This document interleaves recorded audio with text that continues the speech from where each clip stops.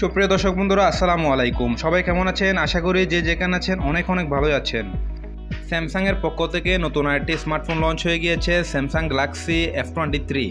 এই ফোনটি অলরেডি বাংলাদেশ মার্কেটে অ্যাভেলেবেল লঞ্চ হয়ে গিয়েছে। সো আজকের ভিডিওতে বিস্তারিত আলোচনা করব এই স্মার্টফোনটিতে কী কী স্পেসিফিকেশন দেওয়া হয়েছে, এই স্মার্টফোনটির দাম কীরকম হতে পারে, দাম হিসাবে কতটুকু বেলে ফোনে প্রোভাইড করছে, এইসব বিষয় নিয়ে বিস্তারিত আলোচনা করব।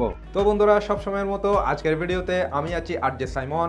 যারা আমাদের চ্যানেল নতুন হয়েছেন এক্ষুনি সাবস্ক্রাইব করে আমাদের পরিবারের একজন হয়ে থাকুন। যারা অলরেডি সাবস্ক্রাইব করে রেখেছেন তাদেরকে অসংখ্য ধন্যবাদ। সো ভিডিও শেষে জানিয়ে দেওয়া হবে এই স্মার্টফোনটির ভালো দিক এবং খারাপ দিক। এই স্মার্টফোনটি আপনার জন্য কেমন হবে জানতে চাইলে ভিডিওটি শেষ পর্যন্ত দেখতেই থাকুন। প্রথমে যদি এই স্মার্টফোনটির লুক আর বিল্ড কোয়ালিটি নিয়ে যদি কথা বলি, এই ফোনটি দেখতে অনেকটাই স্যামসাং গ্যালাক্সি S22 এই ফোনটির মতো। এর রিয়ার প্যানেলটিতে আসলে দেখা যায় তিনটি খুবই সুন্দর ক্যামেরা মডিউল, তার পাশে রয়েছে একটি dual LED flash light. Race সেটটির নিচের অংশে রয়েছে স্যামসাং লোগোর ব্র্যান্ডিং। এই ফোনটির ফ্রেম এবং ম্যাটেরিয়াল ব্যবহার করা হয়েছে পলিকার্বনেটেড, যেটি একটি প্লাস্টিক বডির তৈরি। তবুও এই ফোনটির লুকিং ডিজাইন যথেষ্ট প্রিমিয়াম লুকসের একটি ডিজাইন। এই ফোনটির দুটি কালারে অ্যাভেলেবেল পাওয়া যাবে, অ্যাকোয়া ব্লু এবং ফেস্ট গ্রিন। এই ফোনটির সিকিউরিটি সিস্টেম হিসেবে দেওয়া হয়েছে সাইড মাউন্টেড ফিঙ্গারপ্রিন্ট সেন্সর, যেটি খুবই ফাস্ট এবং অ্যাকুরেট বলে জানা গিয়েছে। এর ওজন রাখা হয়েছে 198 গ্রাম, খুবই স্লিম হালকা পাতলা একটি ফোন, যার কারণে এক হাতে খুব ভালোভাবে ব্যবহার করা যাবে। তো বন্ধুরা, সবকিছু মিলিয়ে এই ফোনটির লুক আর বিল্ড কোয়ালিটি এক কথায় দুর্দান্ত একটি চমৎকার স্মার্টফোন। যারা স্যামসাং ফোনের প্রেমিক রয়েছেন তাদের কাছে এক দেখাতে নজর কাড়বে এই ফোনটির লুক আর বিল্ড কোয়ালিটি। এইবারে যদি এই ফোনটির ডিসপ্লে সেকশন নিয়ে কথা বলি, এখানে দেখছে 6.6 ইঞ্চির একটি IPS LCD ডিসপ্লে, যেটি কিনা ফুল HD প্লাস রেজুলেশনের এবং 120 হার্টজের রিফ্রেশ রেট। আরও দেখছে মাল্টিটাস্কিং এবং 400 ppi ডেনসিটি। তো বন্ধুরা, এই ফোনটির ডিসপ্লে পারফরমেন্স কেমন হবে? তো আমরা আশা করেছিলাম এই স্যামসাংয়ের ফোনে একটি সুপার অ্যামোলেড ডিসপ্লে ব্যবহার করা হবে।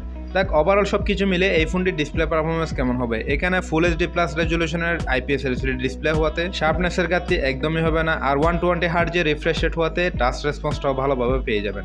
ওভারঅল সব কিছু মিলিয়ে ডিসপ্লেটি ঠিকঠাকই রয়েছে। এবারে যদি এই ফোনের ক্যামেরা সেকশন নিয়ে কথা বলি, এর রিয়ার সাইডটিতে দেখছে খুবই সুন্দর তিনটি ক্যামেরা মডিউল। এর মেন ক্যামেরা হিসেবে দেওয়া হয়েছে 50 মেগাপিক্সেলের, এবং সেকেন্ডটিতে দেওয়া হয়েছে 8 megapixel ultra wide angle lens, এবং থার্ডে দেওয়া হয়েছে 2 মেগাপিক্সেলের ডেপথ সেন্সর। এর ক্যামেরা দিয়ে সর্বোচ্চ ভিডিও শুট রেকর্ড করা যাবে 1080 fps-এ। এর সেলফি ক্যামেরা হিসেবে দেওয়া হয়েছে 8 মেগাপিক্সেলের, এবং এখানেও সর্বোচ্চ ভিডিও শুট রেকর্ড করা যাবে ফুল HD প্লাস রেজুলেশনে। তো বন্ধুরা, সব মিলিয়ে এই ফোনটির ক্যামেরা পারফরমেন্স কেমন হবে? আমরা অনেকেই জানি স্যামসাং ফোনের ক্যামেরা পারফরমেন্স কীরকম হয়ে থাকে। ওভারঅল এর 50 মেগাপিক্সেলের সাথে একটি 8 মেগাপিক্সেল আলট্রা ওয়াইড সেন্সর থাকার কারণে ফটো কোয়ালিটি খুব ভালো পারফরমেন্স পেয়ে যাবেন। যারা খুব বেশি ফটো আর ভিডিও শ্যুট করেন তাদের জন্য এই ক্যামেরাটি যথেষ্ট চমৎকার একটি ক্যামেরা। তবে এখানে 4K ভিডিও শ্যুট রেকর্ড করা যাবে না। স্যামসাংয়ের এই ফোনে বাজেট বিবেচনা হিসাব করলে আমরা 4K ভিডিও রেকর্ডিংটা আশা করছিলাম। তবে এখানে 4K ভিডিও রেকর্ড না থাকলেও খুবই সুন্দর ফটো কোয়ালিটি পেয়ে যাবেন এর ক্যামেরা দিয়ে। ফোনটির অপারেটিং সিস্টেম হিসেবে দেওয়া হয়েছে অ্যান্ড্রয়েড 12 ভার্সন, এবং UI হিসেবে থাকছে One UI 4.1। এই ফোনের র্যাম আর স্টোরেজ হিসেবে থাকবে 4GB 128GB এবং 6GB 128GB। এবারে যদি এই ফোনটির প্রসেসর সেকশন নিয়ে যদি কথা বলি, এখানে থাকবে কোয়ালকম স্ন্যাপড্রাগন 755G, যেটি 5 nm আল্ট্রা পিকচারে বিল্ড করা একটি octa-core CPU, আর জিবি হিসেবে দেওয়া হয়েছে Adreno 619। তো বন্ধুরা, এই ফোনটির গেমিং পারফরমেন্স কেমন হবে? আমি বলবো PUBG, free fire, Asphalt 9, call of duty এই ধরনের গেমগুলো অনায়াসে হাই সেটিংসে প্লে করতে পারবেন এই ফোনটিতে। এই ফোনটিতে multitasking, video editing, photo editing, নিত্য প্রয়োজনীয় হেভি অ্যাপস রয়েছে। প্রত্যেকটি অ্যাপস অনায়াসে প্লে করতে পারবেন এই ফোনটিতে। অবশ্যই এই ফোনের প্রসেসরটি 5G প্রসেসর, যার কারণে ইন্টারনেট স্পিডটাও ভালোভাবে পেয়ে যাবেন এই ফোনটিতে। তো সব কিছু মিলিয়ে বলতে গেলে এই ফোনটির প্রসেসরের দিকটা ঠিকঠাক রয়েছে বাজেট বিবেচনা হিসাব করলে। এই ফোনের ব্যাটারি হিসেবে দেওয়া হয়েছে 5000 mAh একটি বেশ বড়সড় ব্যাটারি, আর থাকবে 25 ওয়াটের একটি চার্জার সাপোর্ট। আপনারা অনেকেই জানেন এই ফোনে ইনটেক বক্সে চার্জার দেওয়া হয় না, চার্জারটি চাইলে বাইরে থেকে আপনাদের কিনে নিতে হবে। তো বন্ধুরা, সব মিলিয়ে এই ফোনটির ভালো দিক এবং খারাপ দিকগুলো নিয়ে যদি দুই ভাগে ভাগ করি, প্রথমেই বলবো এই ফোনটির ভালো দিকগুলো। এখানে 50 মেগাপিক্সেল ক্যামেরার সাথে একটি 8 মেগাপিক্সেল আলট্রা ওয়াইড সেন্সর থাকার কারণে খুব ভালো ফটো কোয়ালিটি পাওয়া যাবে এই ফোনে। দ্বিতীয়ত, এখানে একটি 5G প্রসেসর ব্যবহার করা হয়েছে, যার কারণে খুব ভালোভাবে নেটওয়ার্ক স্পিডটা এই ফোনে পেয়ে যাবে। 3 নম্বরে, এখানে একটি 5000 mAh বেশ বড়সড় একটি ব্যাটারি ব্যবহার করাতে আপনারা একদিন প্লাস ব্যাটারি ব্যাকআপটাও পেয়ে যাবেন।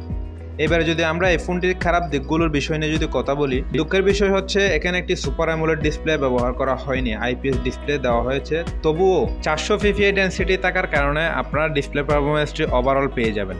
দ্বিতীয় নাম্বার যে বিষয়টি হচ্ছে এই ফোনের ক্যামেরাতে 4K রেজুলেশনে ভিডিও রেকর্ড অপশনটি দেওয়া হয়নি, তো এটি একটি খারাপ দিক। আর তৃতীয়ত হচ্ছে এই ফোনের বক্সে চার্জার থাকবে না। তো বন্ধুরা, আপনারা জেনেছেন এই ফোনের ভালো দিক এবং খারাপ দিক। এবার আসি এর মেন পয়েন্টে। এই ফোনটি অলরেডি বাংলাদেশ মার্কেটে আনঅফিশিয়ালিভাবে অ্যাভেলেবেল লঞ্চ হয়ে গিয়েছে। 6GB 128GB দাম রাখা হয়েছে 27,999 টাকা। তো বন্ধুরা, দাম হিসাবে এই ফোনটির ভালো দিক এবং খারাপ দিক আপনারা জেনেছেন। এবারে এই ফোনটি কিনবেন কিনা না কিনবেন সম্পূর্ণ আপনার উপর।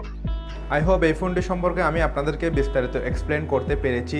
এরপরও যদি কোনো কিছু জানার থাকে অবশ্যই কমেন্ট বক্সে কমেন্ট করে জানাবেন।